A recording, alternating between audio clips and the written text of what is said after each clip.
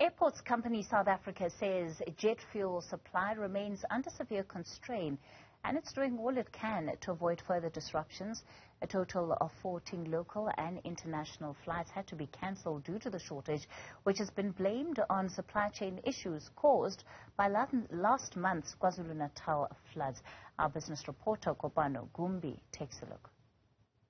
Disruptions to the railway as a result of the floods in KwaZulu-Natal 3 weeks ago have also resulted in disruptions to the airline industry.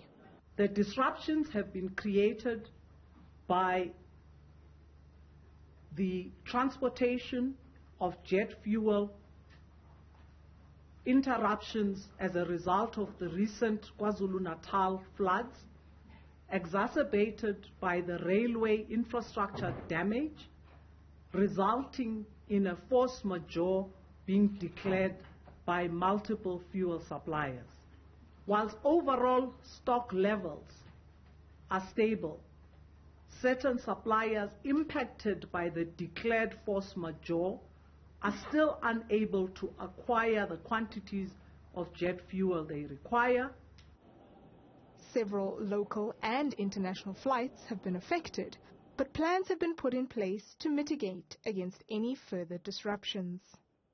Most of our airlines have been operating and also making sure that wherever they were facing some challenges, they did not cancel their flights, but did what we call tankering, which means going to another AXA airport, operated airport, where they were able to uplift fuel so that they could continue to support the aviation industry in South Africa and in Southern Africa. With the majority of the country's jet fuel being imported, the risk of global supply shocks and skyrocketing prices also remain large because of the war. So we really foresee a situation that will improve by the day as we move towards the end of the year. In October, when Transnet restores 100%, that would probably mean we're fully back to normal. In the meantime, we have committed to working together. We're establishing an operations room because we've learned the lesson of mismatch of information when one airline doesn't know where to get fuel, etc., etc., and we hope to completely overcome that. These interruptions could push the airline industry further into despair, as it's already struggling after the pandemic halted many flights.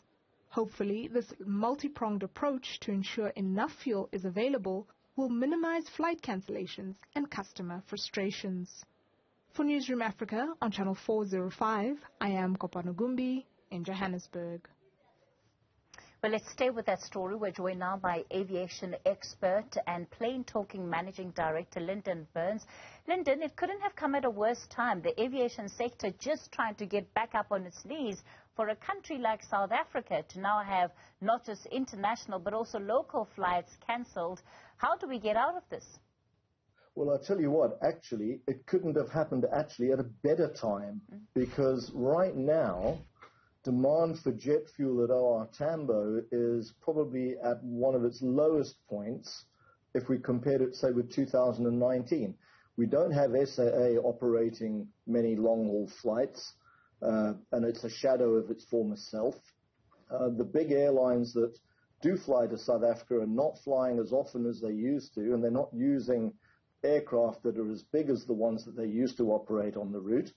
So that in itself is a bit of a relief, and also good that it's happening now in our kind of lower season, if you like, as we move into winter, and not on the cusp of the peak summer break, which is our peak tourism season. So all things considered, a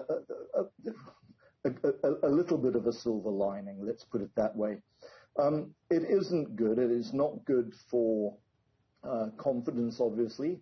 I think a lot of people were not terribly impressed when they saw the reassurances a few days ago and then saw that flights were still being cancelled and aircraft were still being diverted via Durban or other places to refuel.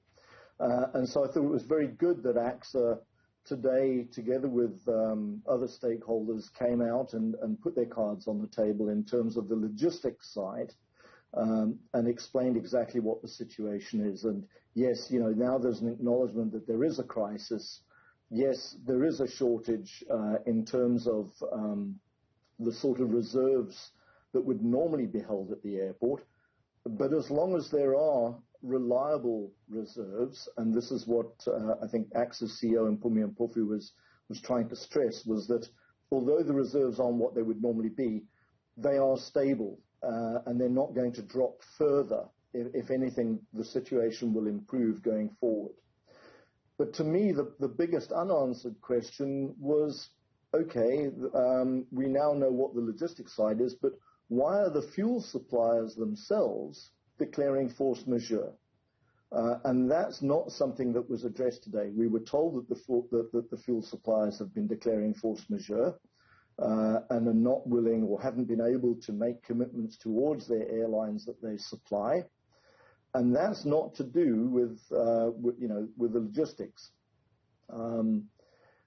We've been told today that, yes, there's now a new instrument that's been put in place with the Central Energy Fund that should an airline's fuel supplier not be able to provide sufficient fuel to its customer, that customer carrier can then knock on the door of AXA and they can activate the Central Energy Fund contingency and get some fuel from it. What worries me slightly is that Central Energy Fund contingency is only 1.5 million litres, and right now the fuel demand at OR Tambo is for around about 2 million litres a day. Mm. So, Linden, very briefly then, this solution that was being spoken about by the Transport Department about a special pipeline consignment being used specifically for the ease of getting jet fuel to AXA, is that something that has been actioned yet? Yes, so they explained that as well today. So the shipment that was due to arrive on the 5th of May has in fact berthed. And that fuel was, they started pumping it off the ship at 7 o'clock this evening, and it should reach the NatRef refinery in Sasolburg sometime next week. They were talking about the 19th of May. It takes several days for it to go up the pipeline to Sasolburg.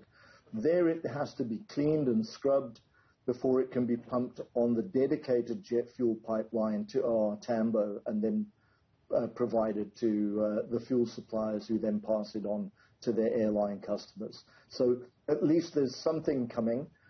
They reckon that's about 20 million litres. So that'll be a huge relief in terms of increasing that buffer, if you like.